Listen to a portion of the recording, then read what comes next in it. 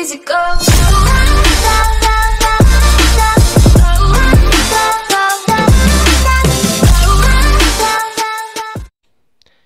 Alors salut à tous, c'est The Banana Gaming. Donc on se retrouve pour une nouvelle vidéo qui, comme vous pouvez le voir sur l'écran et dans le titre, va se baser sur un top 10 des meilleurs mangas euh, selon moi. Je ne les ai pas tous vus, loin de là, mais, euh, mais voilà. Alors, commençons par le 10e. Alors là déjà c'est l'image un peu de tout, enfin presque tous les mangas réunis, enfin beaucoup de mangas réunis plutôt. Alors le numéro 10, c'est Death Note. Death Note c'est super bien fait je trouve, mais c'est pas celui avec, enfin c'est pas celui qui m'a le plus le comment dire le plus impressionné et voilà. Alors déjà en fait c'est l'histoire de Light Yagami qui trouve un bouquin par terre que le dieu de la mort, euh, je sais même plus comment il s'appelle celui-là à droite de Light qui est au milieu, avait fait tomber. Donc Light l'a ramassé et tout, et en fait quand vous marquez le nom d'une personne dans le Death Note, et ben il meurt, elle meurt la personne. Donc c'est son histoire, en gros il veut refaire la justice et tout à sa façon, et elle, il s'appelle comme ça, le mec à la gauche de Light, et ben en fait c'est le détective qui essaye de trouver qui c'est Kira, parce que Kira c'est celui qui tue les personnes grâce au Death Note. Alors sinon passons au numéro 9. Claymore. Claymore, en gros c'est l'histoire d'une fille qui veut se venger de d'un monstre, parce qu'en fait son ami a été tué justement par ce monstre, et en fait c'est une communauté qui recrute des gens comme elle. Ce sont des femmes mi-bêtes, mi-femmes. Et donc elle s'appelle Claire. Donc voilà, c'est un peu son histoire et tout. Elle va rencontrer un mec, enfin qui va l'aider un peu durant ses aventures, etc. Le numéro 8. Fate Stay Night. Alors, en gros, ça, c'est l'histoire des esprits. Donc, comme vous pouvez le voir là, ce sont tous des esprits euh, qui combattent pour avoir le Graal qui permet d'exaucer son vœu le plus cher là. Mais ils doivent le faire aux côtés de leurs maîtres euh, respectifs. Donc, par exemple, comment dire, donc de leurs magiciens quoi. Et par exemple, Saber, celle qui tient l'épée presque plantée dans le sol, qui est lumineuse, enfin voilà. Et bah c'est l'esprit de Shiro Emiya, le personnage principal, et Archer, le mec qui est habillé un peu en rouge et noir, avec les cheveux blancs.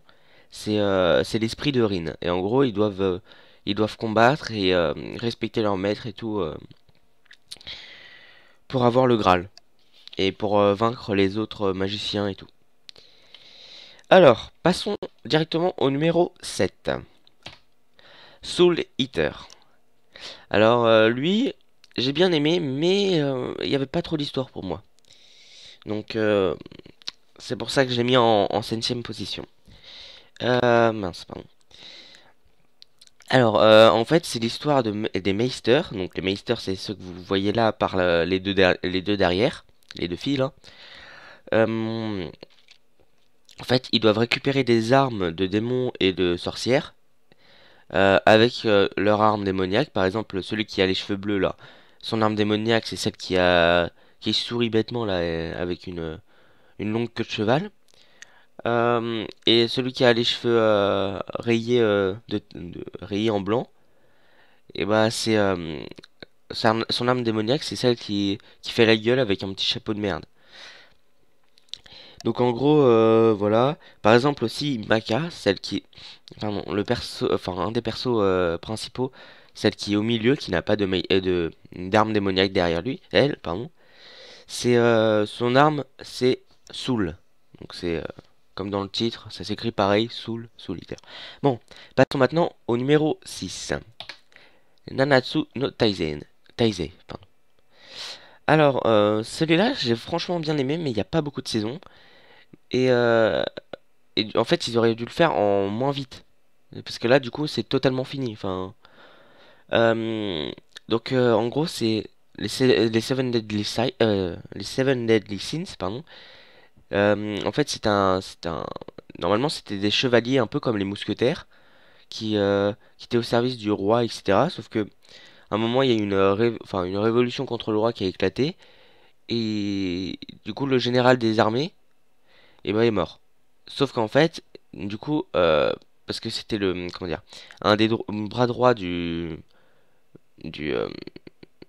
enfin, deux bras droits, pardon, enfin, les fils, pardon, du commandant général des troupes, et bah, l'ont buté, et en fait, ils ont fait porter le chapeau aux Seven Deadly Sins. Du coup, ils se sont fait bannir du royaume.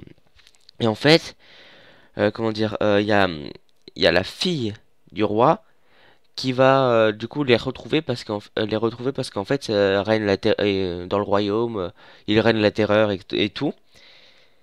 Et en gros, les Seven Deadly Sins doivent sauver le royaume avec justement la fille du roi. Et voilà. Donc par exemple, lui, celui sur l'image, il s'appelle Meliodas, c'est le chef des Seven Deadly Sins. Et voilà. Donc passons maintenant au numéro 5, Blue Exorcist. Alors, Blue Exorcist, ça part un peu des fils de Satan, donc les deux que vous voyez là. Tout d'abord, il existe deux mondes, le monde des humains et le monde des esprits. Donc, Satan, il était trop puissant pour être comment dire, accepté dans le corps d'un humain, du coup, il les butait tous. Et au bout d'un moment, il a trouvé une femme qui voulait bien, enfin, qui avait la puissance nécessaire pour le contenir, et du coup, il a fait des gosses à cette fille. Alors en fait, donc c'est le fils de Satan qui veut devenir exorciste. Donc c'est celui à gauche, celui qui tient l'épée là. Et en fait, il doit affronter parce qu'en fait tout le monde, enfin tous les esprits malveillants veulent comment dire l'attraper. Donc il doit affronter plein de démons, comme j'ai dit, parce que l'esprit et démon c'est la même chose. Enfin voilà. Et en fait, le personnage qui tient l'épée s'appelle Rin Okumura et l'autre Yokio. Alors, maintenant, passons au numéro 4. Alors, Elfenlied. Euh, donc, c'est l'histoire de Lucie. Lucie, c'est celle qui est justement là, enfin, sur l'écran. Donc, c'est un Diclonus. Donc, c'est-à-dire mutante qui a des bras invisibles et tout. Enfin, c'est assez classe, quoi. On les voit pas et tout, et elle peut faire n'importe quoi avec. Elle peut déchiqueter des gens. Enfin, tout ça, c'est un peu violent quand même. Ne regardez pas si vous êtes une âme sensible. Si vous avez une âme sensible. Euh, En gros, c'est son histoire, enfin plutôt l'histoire de sa fuite et comment les autres essayent de la récupérer. Elle va retrouver son vieux pote d'enfance et tout, et il va l'aider, sans se souvenir que c'est sa pote d'enfance, hein. Donc passons au numéro 3. Numéro 3, c'est Code Geass. Code Geass, c'est un manga que j'ai vraiment adoré. Mais c'était pas le meilleur, parce qu'il y en a deux autres que je préfère. Alors, c'est l'histoire de Lelouch, celui avec la grosse cape et les yeux violets, qui est le fils du roi, du grand royaume, voilà. Et il mène la révolte parce qu'en fait sur le royaume, enfin c'est une tyrannie, sur un bout de royaume c'est la tyrannie, parce que c'était les Japonais, je crois, les Japonais ouais, qui habitaient, et vu que le royaume a envahi les Japonais, et ben ils les ont appelés les, c'était quoi déjà? Les Seven, non je sais plus. Et du coup, bah, en fait, il va mener la révolte contre son père pour amener la paix dans le monde et plutôt dans le pays du Japon. Sinon, passons directement au deuxième manga. Donc là, c'est le top 3 manga du coup, hein. Deuxième position, Naruto. Naruto, c'est vraiment un manga, même. le manga où j'ai trouvé que les graphismes étaient les mieux faits. Alors, donc c'est l'histoire de Naruto qui veut devenir Hokage. Donc Naruto, c'est celui avec les yeux bleus et la coupe un peu ébouriffée. Enfin voilà. Donc c'est l'Hokage, si vous connaissez pas, c'est le plus fort des ninjas du village. Lui, il habite à Konoha et tout. Enfin, c'est un petit village, le village des feuilles, je crois. Mais pour devenir Hokage, en fait, il doit affronter il doit affronter de périlleuses missions et d'ennemis pour progresser au niveau du combat, mais aussi pour qu'il se fasse accepter des personnes de son village, parce qu'en fait Kyuubi, le démon renard à 9 queues là, qui est à gauche là de l'écran, et ben en fait il est en lui, car il avait attaqué le village de Konoha il y a quelques années. Et le père de Naruto, donc le quatrième Hokage, et ben il est enfermé dans son fils et dans lui-même. Donc voilà. Sinon, passons au manga qui est le mieux classé pour moi. Attention. 1, 2, 3, suspense. One Piece. Et oui, parce que One Piece, j'ai trouvé que l'histoire était super bien, même s'il y a plein d'épisodes.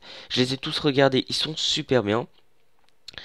Euh, c'est franchement bon, même ce qui est un peu chiant, c'est qu'il répète tout le temps qu'il veut devenir le roi des pirates. Mais bon. Donc en fait, c'est l'histoire de Luffy qui parcourt les mers avec son équipage à la recherche du One Piece. Donc c'est le trésor de Goldie Rogers. Enfin, c'était le trésor de Goldie Rogers qui permet à celui qui l'a de devenir le roi des pirates. Mais vu que Goldie Rogers est mort, et ben en fait tout le monde essaie de le retrouver. Donc en fait c'est le rêve de Luffy et du coup il va devoir affronter plein d'ennemis genre euh, les comment dire les par exemple Big Mom et tous les quatre empereurs Doflamingo etc. Tout ça et même la marine donc les généraux les amiraux les donc voilà. Et, et donc, c'était tout pour cette vidéo. Si vous avez un autre, comment dire, un autre classement pour vous, enfin, donnez-le moi dans vos commentaires. Donc, le top 10 des mangas. Si vous voulez, comment dire, bah en fait, ce qui me ferait plaisir, c'est que vous vous abonniez, que vous mettiez un petit j'aime sur la vidéo, que vous regardiez les autres vidéos. Enfin, ça me fera un très grand plaisir. Et mettez dans les commentaires tout ce que vous voulez. À part, genre, ta gueule grosse pute, tout truc comme ça, hein. Donc, salut tout le monde. C'est fini pour cette vidéo. À une prochaine vidéo.